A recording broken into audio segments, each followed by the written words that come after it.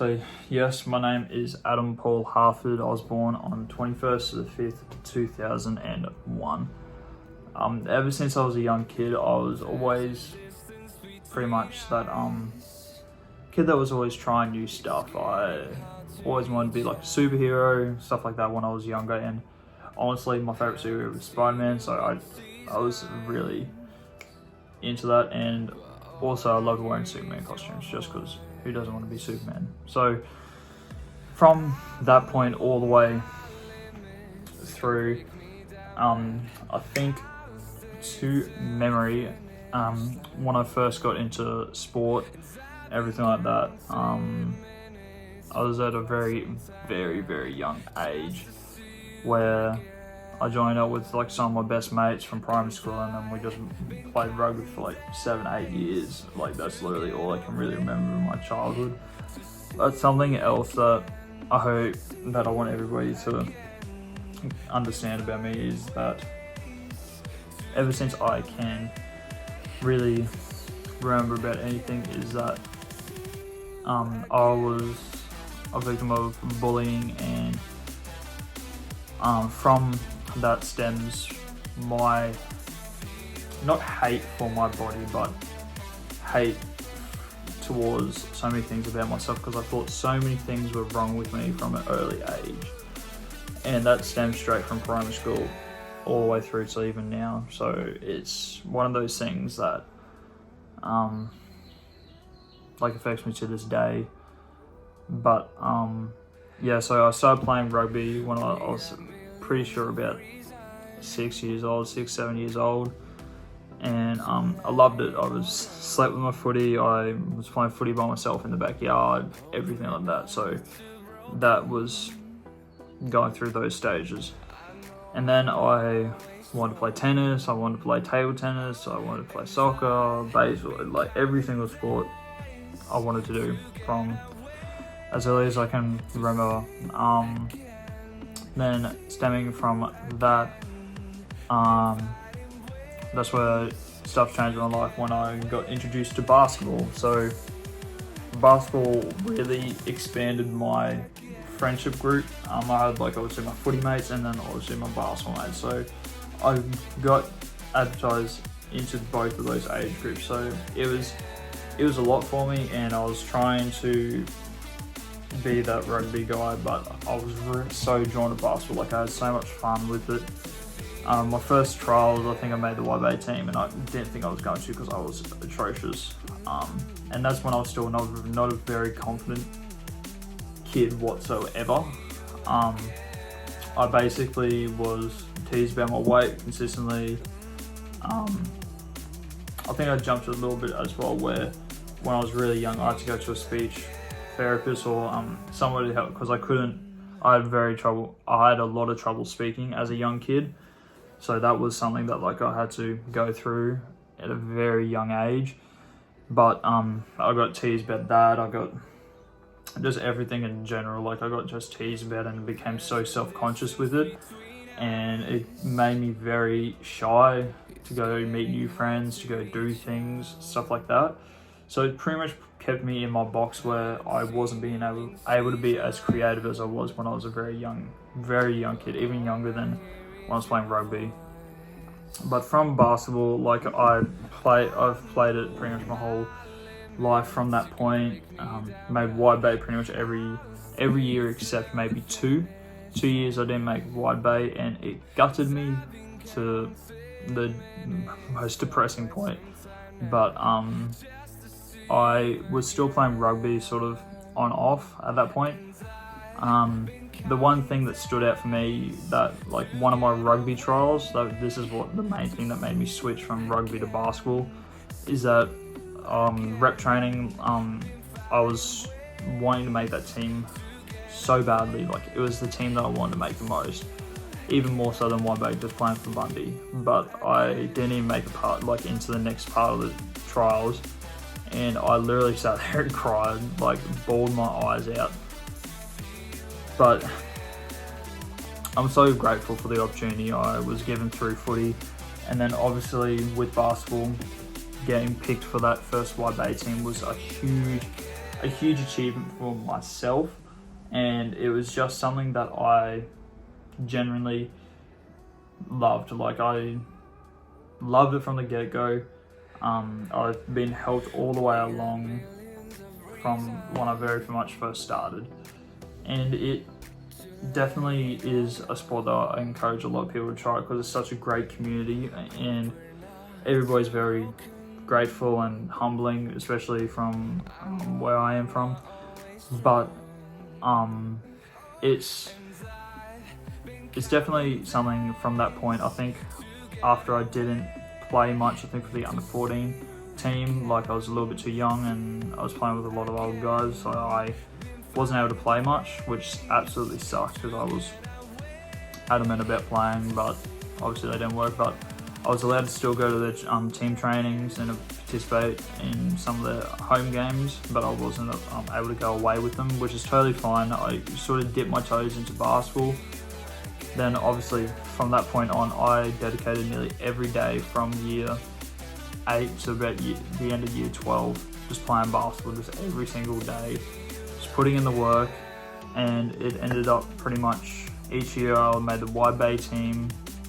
Year 11, I believe, I made the reserve Queensland team.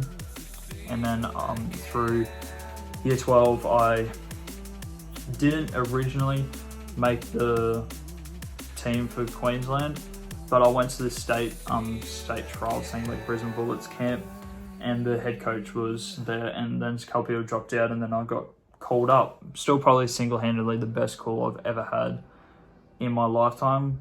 Like, I just called when I was at home. Mum, dad, sister, everybody's at work. Or I think my sister was out of school, but everybody was at work or doing something. I was home alone, got the phone call and was like, "You made the Queensland team." And I literally could not stop running around the house, being so happy. Like, it was probably the most joyful moment ever. And it's something that really put my mind just like relaxed, because after all my hard work, I finally got that thing that I wanted the most, was to make a Queensland team, and it happened in front of me and I just couldn't believe it. And I called my mum straight away and was like, "Hey mum, like, this is insane." But if something that I want you to take away from that is, like, always put your heart and soul into something, and there's always that little chance that's just going to work out if you just put in the effort. But that's pretty much all the way dated to year 12. Now, this is when some stuff can get a little bit dark, with like some of, like, from when I was finished high school to about 18, about like the end of 2019. So I graduated 2018, 2019 comes around, I'm turning 18. And yes, I was pretty much heavy in cigarettes and then drinking a lot. Pretty much every weekend was going out, clubbing multiple nights, just doing things that I really, for me, wanting to play basketball, I shouldn't have done. But the reason I fell more into that was, one, I felt really devastated because I was not noticed really by any schools or anything for over in America for college for basketball, so that sort of put me in a bit of a down spiral. And then, like, I wasn't seeing eye to eye with my dad, so like that sort of fell through, and that's when I moved in with my really good mate CJ. He, awesome bloke, still good friends to this day, and he's just an amazing guy. And yeah, I moved in with him. I was clubbing a lot, spending a lot of money on pokies, like just very silly stuff that I shouldn't have been doing. I should have been like saving money and doing smart things, like not really like going out and getting absolutely shit-faced pretty much every weekend. And I was running my body dead, but this is like I was just going around trying to be that guy that just goes out and drinks and just mucks around with everybody. So I wasn't happy. I didn't have a consistent friend group that I could rely on to what I do have now. I was an arsehole to a lot of people. I lost a lot of friendships because I was so stupid and just became an arsehole.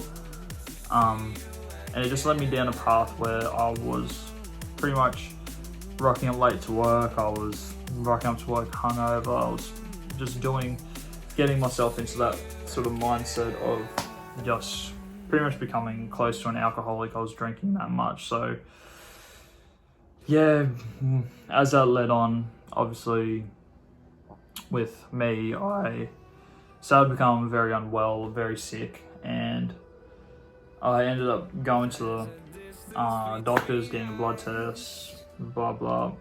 Most of you know the story. If not, I'm gonna pretty much explain it again. So yeah, for 2 weeks I was pretty much not sleeping at all. I was like, I don't know what's going on. Then I went, got the blood test. Could have gone to Friendly's get the blood test done, but I waited all the way to Monday. So I went and saw the doctors Friday. They went and said, look, our blood testing's not open today. You can go to the Friendly's tomorrow. You can just come back Monday. Just went back Monday. Was feeling horrible. That whole weekend I was throwing up. I wasn't eating anything. I felt horrific.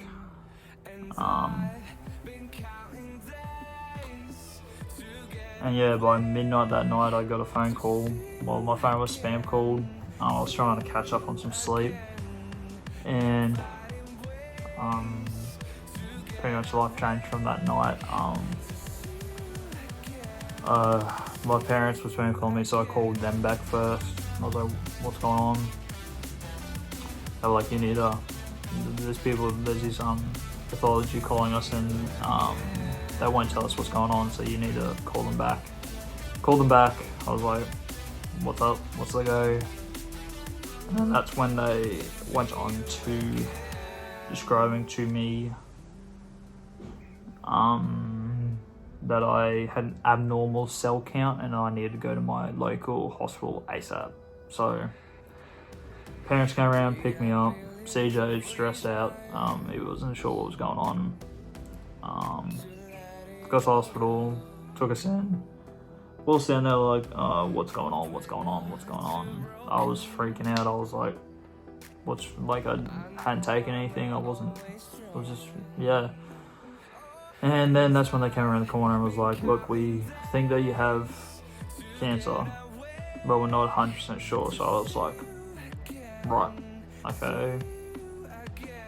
They just said like my abnormal white cell count was at 70, and it's supposed to be like from like 3 to 4, not even like that, something around then. So then I had to just stay there at night for observations. Mum and Dad stayed for as long as they could, but then I went home and got some sleep. Mum brought me some Maccas in the morning. Gotta appreciate Mum so much. And then the head doctor came in and was like, we need to get you on a helicopter plane to Brisbane ASAP. And they said it was definitely leukemia. I don't think people understand, I didn't really cry instantly. The thing that devastated me the most from the get-go was seeing my mum and family around me just looking broken. And it wasn't mentally good for me to feel that way. I was at a loss. I was like, I'm this 18-year-old kid. I shouldn't be feeling like this. I shouldn't be going through this. And then I got put on the plane, went down. My dad and mum drove down. So yeah, they're behind my time by a lot. Then basically what happened was I got taken in the ambulance. We went to the Royal Brisbane Hospital. Bless them, they were absolutely amazing.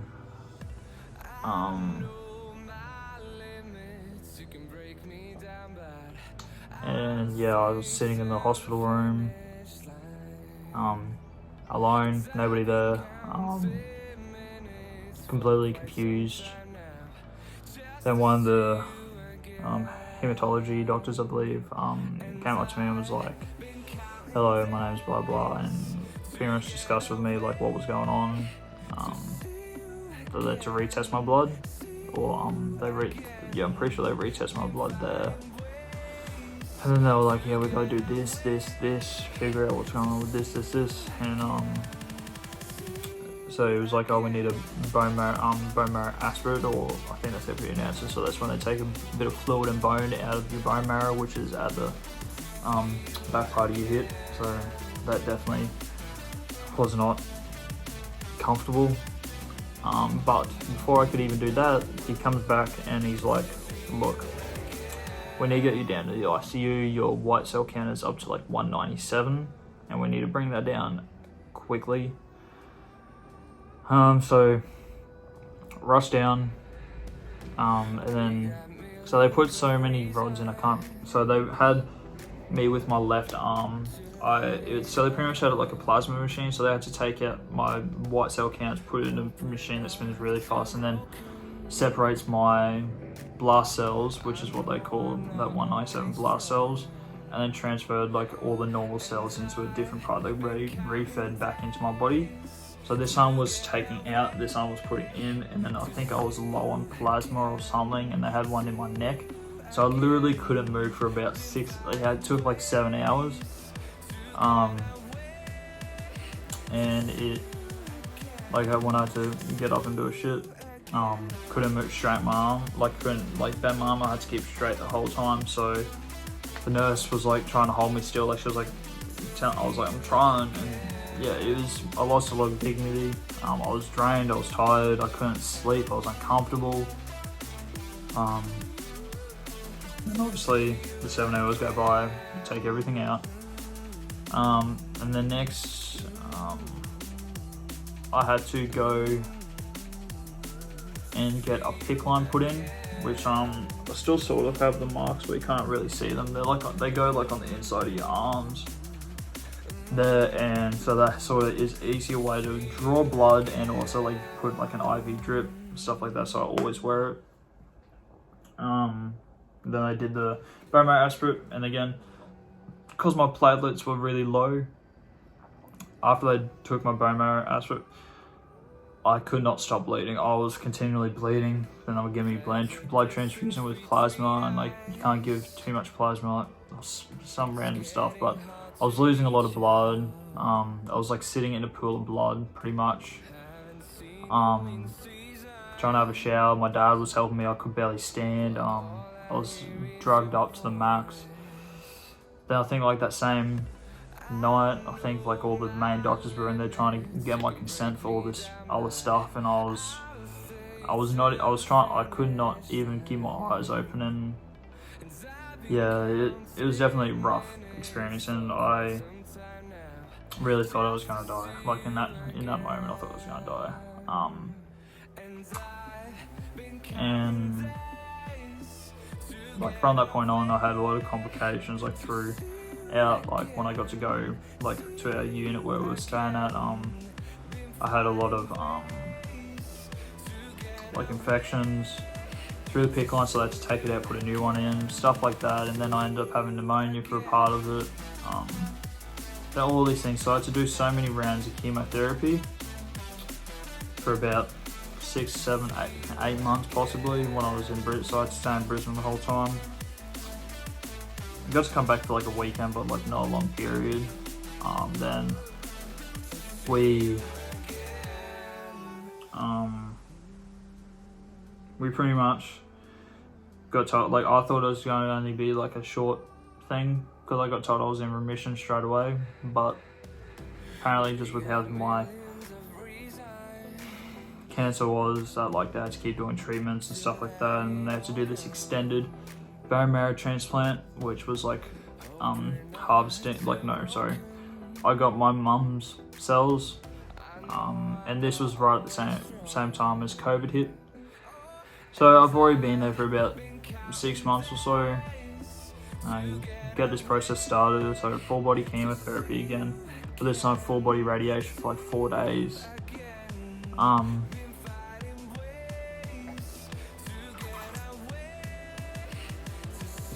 Also,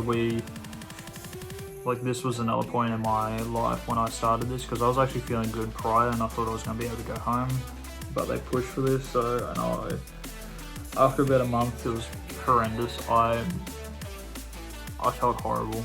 I honestly felt sick the whole time, cold, lost all my hair, felt like I had really nothing left in the tank, and I thought that I was done. I even told the nurse, I was like, just unplug, just like stop everything, just let everything do its course, I'm done. My mum wasn't there, so like they ended up having to call her to come back in. Like I gotta say thanks to the nurses that like stayed with me through that time and talked me through everything, and like obviously the council and social worker and everything like was honestly the biggest help getting me through that mental part of my life.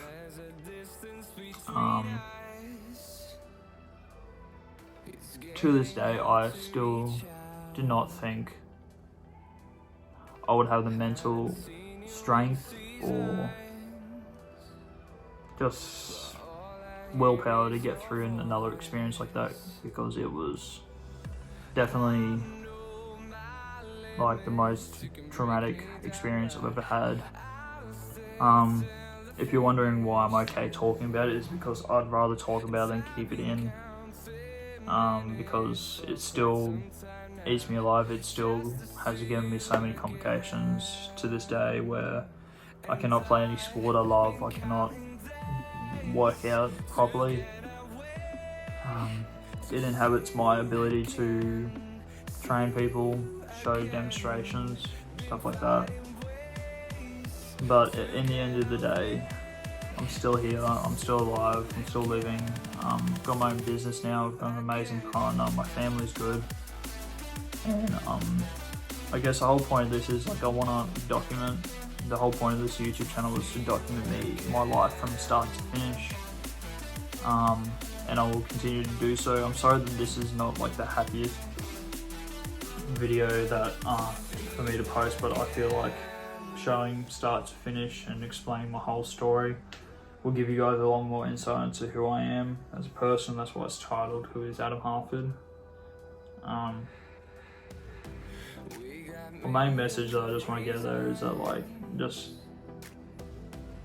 if you're wanting to do something, just go do it. Like I was 18, I was like, hey, life is life, I'm just gonna cruise along, I can just take my time.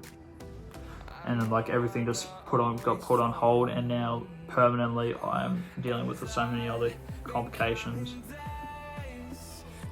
And if there's anybody out there that is going through anything similar, please, I want you to reach out to me. I'm happy to talk, I'm happy to help you through it. But honestly, it's your whole community, and I want everybody to stick together. If they have family members that have gone through it and have lost people to it, my condolences, and I hope that you're doing well now. I'm thankful enough that I've survived, but it has continued to wreak havoc on my life and my ability to do things I want to do. But and that leads up to today, where I'm a personal trainer. I'm about to go into university for nutrition and food. Like I said, I've got renting out a house with a beautiful girlfriend. My family's amazing. Still get to see them every day, or whenever I can. But again, I love everybody, and I can't thank everybody enough for helping me from start to finish to this point. Now that's known me my whole life, I can't appreciate you guys enough, and I'm keen for you guys to see this journey, and I hope that you guys make the most of it. So peace out, I love you all, and please make sure you subscribe and comment.